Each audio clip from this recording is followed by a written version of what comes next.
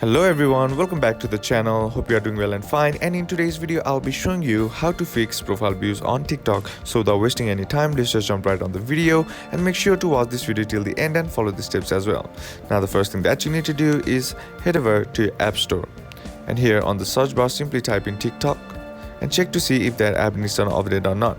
So sometimes the older version also might be causing the issue that you are facing, so just simply updating the app to the latest version will probably fix the issue. But if that still doesn't fix the issue, then what you need to do is head over to your settings app, and here scroll down and then tap on general, and here inside general tap on iPhone storage, and now under iPhone storage scroll down and then tap on TikTok, and now here tap on offload app. And what this does is it resets the app by clearing all the bugs and glitches that is present in the app, which might be causing the issues that you are facing. And once this process is complete, tap on delete app, and once that process is complete, all you gotta do is try again. And that's basically how to fix profile views on TikTok. And that's it for today's video, guys. Hope this video was useful to you. Leave a like if it did, comment down below what the next video should be on, consider subbing to the channel. Thank you for watching. Bye bye.